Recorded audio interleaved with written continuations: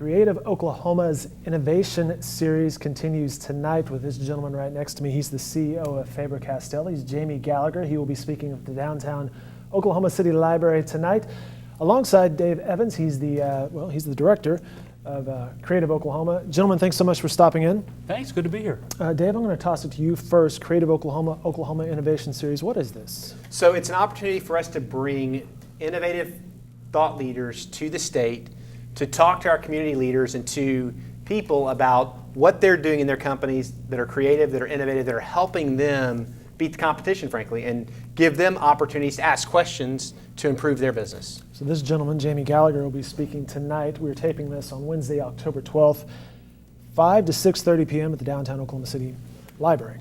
Yes, sir. Well, Jamie, welcome back to Oklahoma City. I was talking with you as you walked in.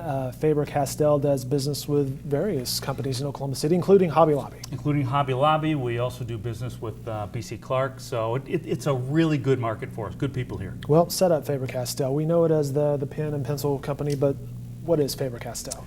I think the way to really start that story is to go back 256 years ago. Because you guys have been around since... 1761. Okay. Yeah, 1761, and it really started as the very, very first pencil company in the world, and that involved a lot of clay and graphite and constructing a pencil basically out of two pieces of wood and a clay graphite mixture in between. But the real launch point for the company, I guess, was really with one of the early founders who decided that he was going to create a business based upon making the very best quality that could be made and then putting his name on it. And when you think of those two things, what branding, that really is, right? It's branding. Exactly. It's quality and branding. And as we sit here 256 years later, that's the same thing we're doing today. So everybody knows we need to change, we need to pivot, we need to really be aggressive in the market. But there are certain things that we stick to. And quality, the best quality that can be made, and branding really stay with us. Jamie Gallagher, CEO of Faber-Castell. He has quite the resume. Companies you may recognize such as Playmobil, Reader's Digest, Lego. You were with Lego for a very long time. And talk about a company that has innovated and kind of rebranded itself throughout the decades. You go to a Target or a toy store right now, and it's a whole aisle, not just of blue and yellow and red Lego blocks. It's Star Wars. It's Pirates of the Caribbean. Right. And that's another example of an absolutely fantastic company, an absolutely wonderful brand, whom over the years has also stayed very, very true to creativity, inspiration, quality. But years ago, you wouldn't see a license along with Lego. You wouldn't see a Star Wars. You wouldn't see a Harry Potter. You wouldn't see a Dora with those. So even as they've maintained the basic focus and tenet of the company, they've also realized, it's okay to bring in new things and to change a bit. A friend of mine said, hey, ask them if they've innovated to the point where these Lego pieces will automatically pick themselves up so they don't step on them. Every parent's worst nightmare, right? Middle of the night, Lego in the foot. Some things remain the same, right? That's right. That feeling, that pinch is something everybody needs to go through. That's kind of a part of life. The rite of passage. Yeah, exactly. But what about Reader's Digest? We're in the publishing business here and talk about an industry that's changed a ton. Yeah. And especially Reader's Digest. I mean, there again, you start to look at these companies that had such a heritage, such an Americana brand. And at the time that I was there, it was fascinating because we were brought in, a small group of us were brought in to take Reader's Digest from essentially a subscription and mail order business into the retail world. And that was the situation where the strategy made sense. The tolerance or the patience for doing that with a company that was so steeped in publishing tradition made it a real challenge. But what a fantastic group of people, though. Absolutely wonderful.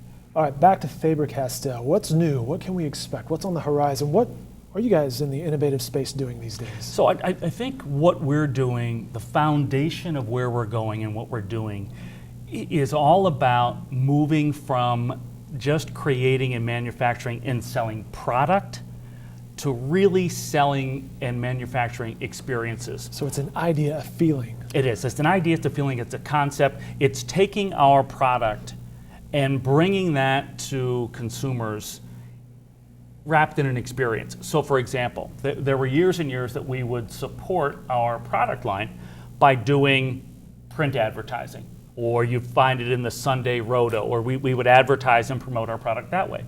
These days, what we're finding is incredibly effective is that we go out into the marketplace and we take place in an arts festival, or we take place in an art and drawing festival, or in a maker fair, and we're actually interacting with consumers hands-on with our product. Because what we've learned over the years is the best way to sell quality is not to talk about the specifications of it. The best way to sell quality is to put it in people's hands, whether they be children, students, adults, and have them experience it. You show them, they see it, and they experience it at the event. Exactly. You know, the publishing business is very similar to that. The Oklahoman has a lot of events these days. We had one last night, a forum over at Oklahoma City University, sharing a conversation about the Muslim, our brothers and sisters locally who are Muslim and the challenges that they face. The publishing system is looking these days at events. Yeah. To get among the readers. And so there have been studies that have been done, and we talk about this generation of millennials and what they value and what resonates with them. And we're finding more and more that it's not so much about objects and materials, but it's very much about experiences. It's that depth, it's that contact, it's that engagement right now. It's not keeping up with the Joneses, it's being with the Joneses. Yeah, having an experience. That's right. Dave, how did you and Jamie meet? How did this? So we met. Jamie and Susan McCalman, our president, are very good friends, very close. Right. They've been working together for years on creativity and how they expand it and how they partner to do great things. So I met Jamie through Creative Oklahoma and Susan, and I had the pleasure of meeting him today as he flew in for the event tonight.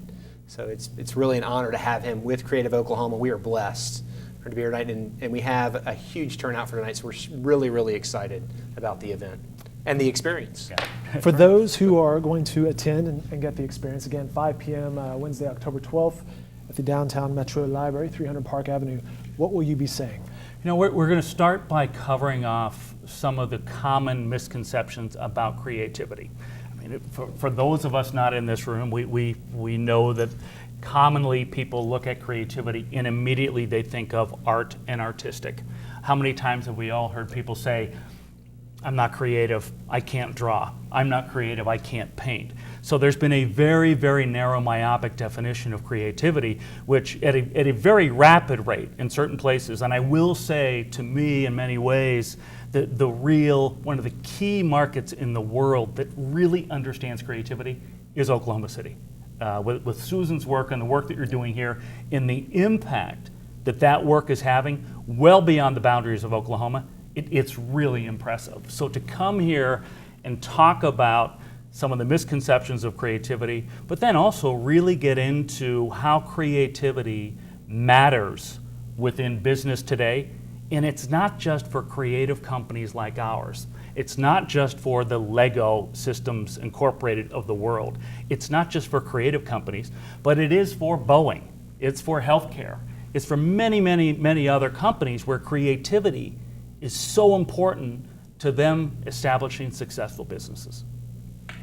He's Jamie Gallagher. He's the CEO of I've been saying that this entire interview. I completely forgot it. Faber-Castell. When you were going through Notre Dame, did you think this is where you would be in your career at this point, talking innovation? I had absolutely no idea. But I also didn't think that as I sat here today, that I would see Notre Dame at 2-4, or whatever the record is right now. So I've been wrong on a couple counts, and that's okay. We'll be back. Jamie Gallagher, he'll be speaking at the Innovation Series tonight at the Downtown Oklahoma City Library. He is Dave Evans with Creative Oklahoma. Guys, thanks so much for your time. Thank you. Dave. Appreciate it.